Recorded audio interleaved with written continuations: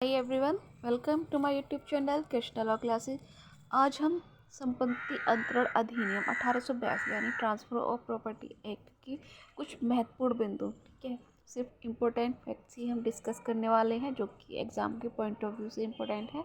जैसे कि उत्तराखंड, एमपी और भी बाकी जो जुडिशरी एग्ज़ाम्स आ रहे हैं उनमें ये आपके लिए हेल्पफुल रहेंगे। तो चलिए स्टार्ट करते हैं बिना देरी के। सबसे पहले तो संपत्ति अंतरण अधिनियम पर प्रमुख व्यवस्था के रूप में जो एक्ट है संपत्ति अंतरण अधिनियम है। मतलब ये कि इससे पहले कोई एक्ट नहीं था, संपत्ति अंतरण अधिनियम ही आया। जैसे कि बहुत से ऐसे एक्ट रहे हैं, उनसे पहले एक्ट रहे, फिर उन्हें रिपील करके नए एक्ट आए।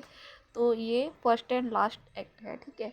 और 1 जुलाई 1882 को इस अधिनियम को लागू किया गया था। फर्स्ट क्वेश्चन तो यहाँ से बनता है कि इन्फोर्समेंट को कब हुआ था इसका?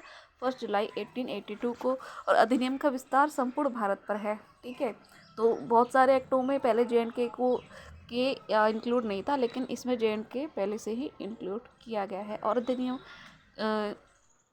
लेकिन कुछ शहर हैं जिन पर राज्य सरकार की अनुमति आवश्यक है। मतलब उन्हें राज्य सरकार चाहे तो अधिसूचना जारी करके कर सकती है। मतलब राज्य सरकार की अधिसूचना जारी करना अपेक्षित है। कौन कौन से हैं? मुंबई, पंजाब और दिल्ली। इन राज्यों के लिए राज्य सरकार की अधिसूचना जारी करना अपेक्षित है। और संपत्ति अंतरण अधिनियम वैसे तो 1 जुलाई 1882 को लागू हुआ, ठीक है। और तो उस समय इसका विस्तार बम्बई, पंजाब, दिल्ली तथा संविधान के भाग 6 में शामिल राज्यों में नहीं था, ठीक है। और यह अधिनियम सोमाली गणतंत्र, युगांडा, कीनिया, इथियोपिया आदि देशों में भी लागू है। देखो, वेरी मोस्ट इंपॉर्टेंट क्वेश्चन है, पूछ लिया जाता है, पूछा भी गया है। ये क्वेश्चन मैंने देखा है, कई सारे एग्जाम से पूछा गया है कि transfer of property act Bharat के अलावा किन किन देशों में लागू है? सोमाली गणतंत्र में, युगांडा में, कीनिया में और इथियोपिया में, ठीक है। तो इन 4 देशों में ये लागू है, आपको याद रखना है। सोमाली गणतंत्र, युगांडा, कीनिया, इथियोपिया। और नेक्स्ट है अधिनियम की धारा 54 के पैरा 2 और 3 और धारा 59, 107 और 123 का विस्तार किसी ऐसे जिले भूभाग पर न तो होगा न ही किया जाएगा। मतलब ना तो है और ना ही भविष्य में किया जाएगा जो भारतीय रजिस्ट्रीकरण अधिनियम 1908 के प्रवर्तन से उस अधिनियम की प्रथम धारा द्वारा दी गई शक्ति के अधीन या तत्सम प्रवर्त अपवर्जित हो। मतलब कि जिन्हें भारतीय रजिस्ट्रीकरण अधिनियम 1908 के द्वारा अपवर्जित कर दिया गया हो, वहाँ पर ये सेक्शन 54 का पैरा 2, 3 एंड 59, 107 और 123 का विस्तार इन पर नहीं होगा, जिसे भारतीय रजिस्ट्रीकरण अधिनियम 1908 के द्वारा अपवर्जित किया गया है। नेक्स्ट है इसकी विषय वस्तु देखते हैं। यह 8 अध्यायों में वर्गीकृत है। अब यहाँ पर ये भी पूछ लिया जाएगा आप कि इसमें अध्याय कितने हैं? 8 हैं, ठीक है, प्रॉपर्टी एक्ट में।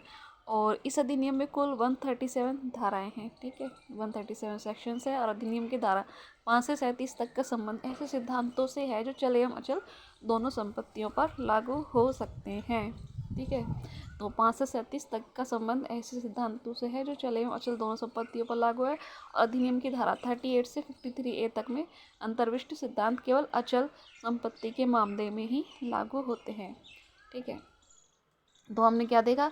5 से 37 तक चल एवं अचल दोनों, और 38 से 53 तक में जो है सिद्धांत वो ओनली अचल संपत्ति से ही भी पूछे गए क्वेश्चन है, इंपॉर्टेंट है, इसलिए याद रखिएगा। 5 से 37 तक जो स्टार्टिंग के हैं, 37 तक चल और अचल दोनों के मामलों में लागू होंगे, जबकि 38 से 53 तक में सिद्धांत जो है केवल अचल यानी इमूवेबल प्रॉपर्टी के लिए हैं, और बाकी 37 तक मूवेबल, ठीक है।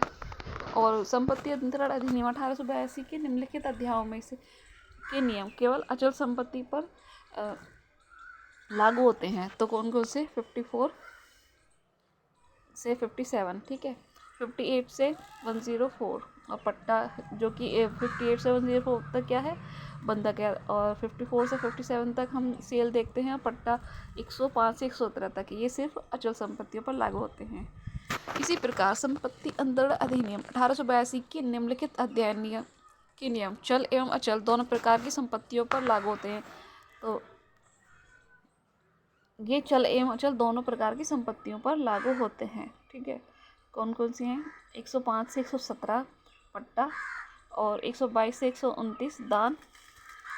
और अधिनियम में आश्चर्यजनक बात यह है कि इसकी धारा 3 में अचल संपत्ति की पूर्ण परिभाषा नहीं दी गई है। ठीक है। और इसके लिए जनरल क्लॉजेस एक्ट की धारा 3 सब क्लोज 26 का सहारा लेने पड़ता है, ठीक है। तो हम इस प्रॉपर्टी एक्ट में जब सेक्शन 3 में इसकी डेफिनेशन देखते हैं तो उसमें सिर्फ ये कहा कि अचल संपत्ति से तात्पर्य है उसमें खड़ा काष्ठ उगती फसलें घास नहीं आते हैं, बस इतना कहा गया है ना। तो ये संपूर्ण नहीं है, इसके लिए हमें जनरल क्लासेस एक्ट की धारा 326 का सहारा लेना पड़ता है। और संपत्ति इसका अर्थ ऐसे पदार्थ से है जिस पर स्वामित्व का प्रयोग सरलता तथा स्वाभाविक रूप से किया जा सकता है, ठीक है। तो प्रॉपर्टी से क्या तात्पर्य है, एक ऐसे पदार्थ है जिस पर स्वामित्व का प्रयोग सरलता तथा स्वाभाविक रूप से किया जा सकता है, अर्थात जिस पदार्थ पर किसी का स्वामित्व हो सके उसी को संपत्ति कहते हैं। और संपत्ति अंतरण अधिनियम को अधिनियमित करने के पूर्व संपत्ति अंतरण हेतु निम्न व्यवस्थाएं थी। एक तो बंगाल रेगुलेशन 1798 एवं 1806 और मद्रास रेगुलेशन नंबर 25 1802 और बम्बई रेगुलेशन 1827 एवं रेगुलेशन 1882, ठीक। और उसके बाद है अधिनियम की धारा 2 में कुछ विशिष्ट प्रावधान है, जैसे कि अधिनियम का 2 अध्याय मुस्लिम विधि के अंतर्गत किए गए अंतरणों पर लागू नहीं होगा। और राज्य के अनुदान अधिनियम 1895 की धारा 2 के अनुसार संपत्ति अधिनियम राज्य के अनुदानों में भी लागू नहीं होगा। किस किस पर, एक तो मुस्लिम विधि के अंतर्गत किए गए अंतरणों पर लागू नहीं होगा, ठीक है। जो वहाँ कर दिए गए हैं ट्रांसफ़र मुस्लिम विधि में, उन पर नहीं। और राज्य के अनुदान अधिनियम 1895 की धारा 2 के अनुसार संपत्ति अंतरण अधिनियम राज्य के अनुदानों को भी लागू नहीं होगा। यह अधिनियम कैसा प्रभाव रखता है, ये तो भूतलक्ष्य प्रभाव नहीं रखता है, तो इसका मतलब भविष्य लक्ष्य प्रभाव रखता है। और कानून द्वारा निष्पादित अंतरणों में यह अधिनियम लागू होगा। और संपत्ति के स्वरूप देख लेते हैं किस किस प्रकार के होते हैं। तो कॉर्पस ये संपत्ति का बाह्य स्वरूप है, ठीक है। और टाइटल इंटरेस्ट या राइट संपत्ति का अंतः स्वरूप है, ठीक है। यानी कि कॉर्पस जिसे छुआ जा सके भौतिक, ठीक है। टाइटल इंटरेस्ट या राइट ये छू कर भी देख सकते हैं हम, तो इसे हम इस संपत्ति का अंतः स्वरूप कहते हैं। डॉक्ट्रिन ऑफ टेनर एवं डॉक्ट्रिन ऑफ स्टेट इम्पोर्टेंट है।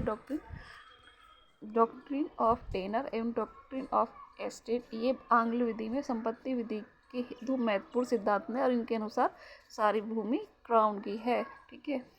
डॉक्ट्रिन ऑफ स्टेट और डॉक्ट्रिन ऑफ टेनर। तो टेनर 2 प्रकार के होते हैं, एक तो फ्री और एक अनफ्री। फ्री टेनर में मिलिट्री, शोकेस, स्पिरिचुअल आदि आते हैं, ठीक है। और शोकेस को आजकल फ्री होल्ड के नाम से जाना जाता है। और अनफ्री टेन्योर में कस्टमरी फ्री होल्ड या विलाइन टेंडर एवं कॉपी होल्ड प्रमुख रूप से आते हैं।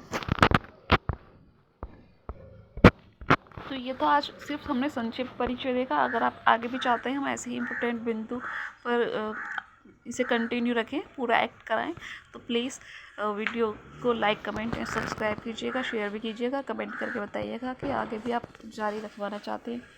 Thanks for watching.